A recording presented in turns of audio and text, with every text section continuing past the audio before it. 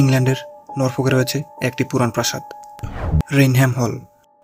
ইতিহাস, রাজনীতি আর রাজকীয়তা মিলে তৈরি এই বাড়ি।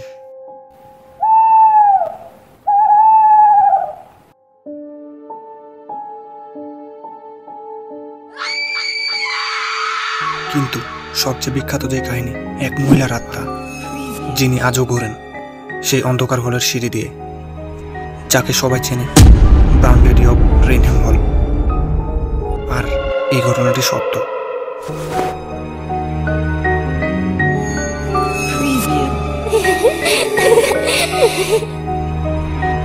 18 শতকে এই বাড়ির মালিক লর্ড টাউনসেন্ড সন্দেহ করেছিলেন যে স্ত্রী ডরোথি তার সাথে বিশ্বাসঘাতকতা করছেন।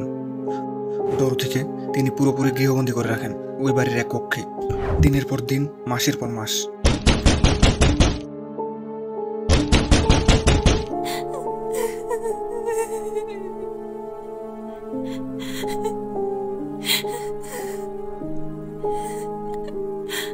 একদিন ডরোথির মৃতদেহ মেলে, বলা হয় তিনি অসুস্থ হয়ে মারা গেছেন। কিন্তু পরে গোপনে করা হয় কবর, চুপচাপ দাফন, আর বাড়ির সবার মুখে তালা। তখন থেকেই শুরু হয় অদ্ভুত সব ঘটনা।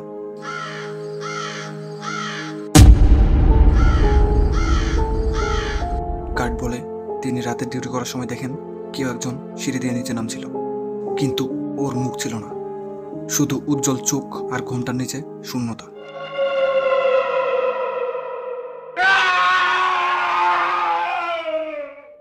–1936 19 সেপ্টেম্বর ক্যাপ্টেন হিউবার্ট আর তার সহকারী ইন্দ্রেশিরা সিটি লাইফ ম্যাগাজিনের জন্য রেইনহ্যাম হলে শুটিং করছিলেন। একটি কাচের নেগেটিভ প্লেট ক্যামেরা ট্রাইপডে সেট করা ছিল। প্রথম শ্যুট নেওয়ার পর শিরা সিঁড়ির উপরে একটি ধোঁয়াশে নারী মূর্তি নামতে দেখে।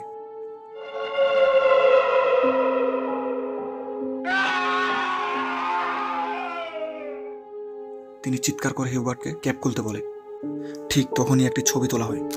এই ছবিটি সেই ফটোগ্রাফ, আজও সবচেয়ে বিখ্যাত ভূতের ছবি বলে যাকে ডাকা হয়, যেখানে দেখা যায় এক রূপালী স্বচ্ছ নারীর ছবি, যিনি ধীরে ধীরে নামছেন।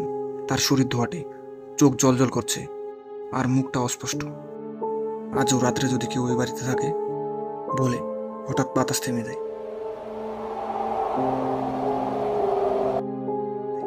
আলো নিভে যায়, আর তখন দেখা যায় সেই সাদা পোশাক পরা মুখহীন এক নারী।